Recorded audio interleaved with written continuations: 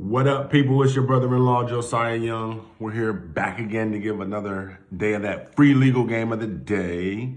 Today, we're going to talk about an oral contract versus a written contract, okay? I was oral or written. There is a difference, okay? So let's just start off in general what all contracts must have, right? A contract is an agreement. A contract must have an offer, a clear offer, and a clear acceptance. And then there has to be consideration between the two parties. That's a little legal, a little technical, although it's also self-explanatory, but let me break it down. Okay, an offer is like a clear statement on one party's mind that, hey, this is what I want the deal. The acceptance is that other party has to clearly use their mind and say, yeah, that's the deal, right? And then that deal itself has to have consideration, which means there has to be an exchange between the two parties, right?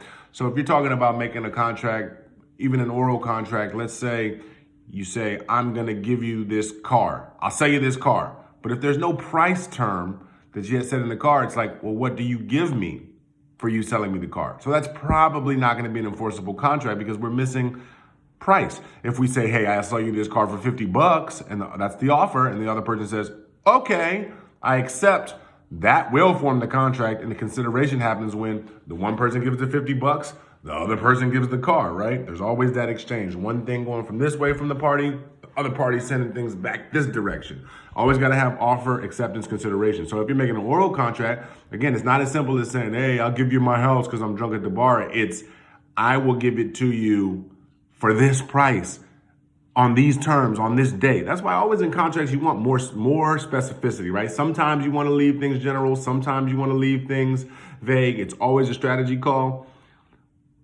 But the more it's written down, the more it's specified, the more it's clear what the agreement is between the parties, every little line parsed out, the better your deal has a chance of surviving, or I would say the less chance you have of disputes over those things because, A, this has been negotiated, this has been discussed, this has been accepted.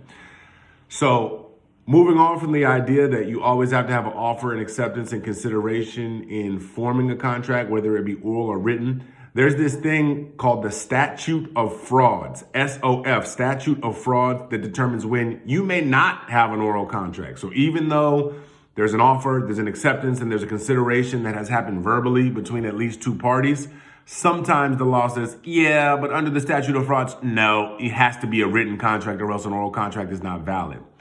Okay, the mnemonic for when you're able to, where you have to have a written contract is called my legs for the statute of frauds, and that's MYLEGS.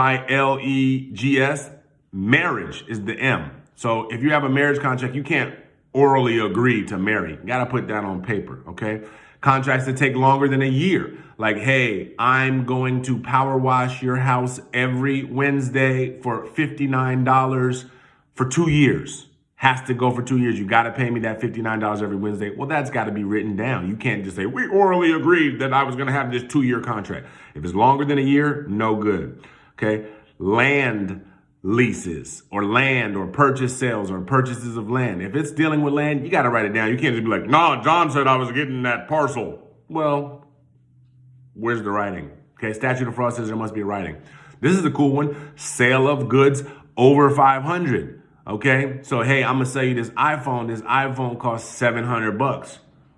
Well, then you're gonna need a contract, or else you can't enforce that agreement. You can't be like, no, I promised that I was gonna buy the contract for $700. If you tell any court or any finder of fact or any legal beagle that you had a contract, an oral contract for the sale of goods over 500, they're gonna be like, nah, not enforceable. Another one is surety, like that's like a third-party guarantee. So if I'm gonna guarantee your debts, come on, got to be in writing, and just they won't accept an oral agreement for that type of deal. All right. So the statute of frauds will stop you from doing an oral agreement. But with that out of the way, you know how to form a contract, an offer, an acceptance, consideration. With the statute of frauds out the way, you know when you have to have it in writing.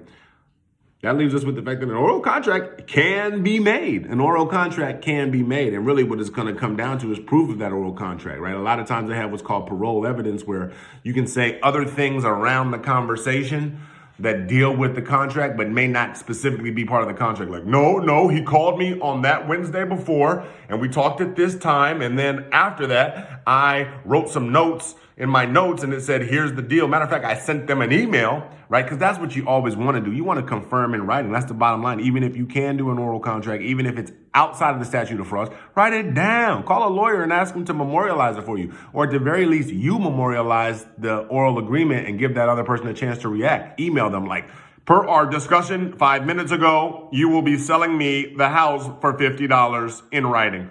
You know what I mean? And then you kind of cover your butt. Or it may be a testimonial issue if it really became all the way down to court or mediation. Maybe he said, she said, like, I did say this. And then watch what you say. Always hire an attorney if you're getting involved in a case, because you might be like, well, I agreed to that at that time, but then I wanted to change. Oh, they might have got you because you just admitted that there was an oral contract. So I love this stuff. Don't hesitate to reach out to me if you have any legal questions. If you're doing an oral contract, call me so we can memorialize it and write it down. Don't hesitate to reach out. Share this video. What else do I need to tell you?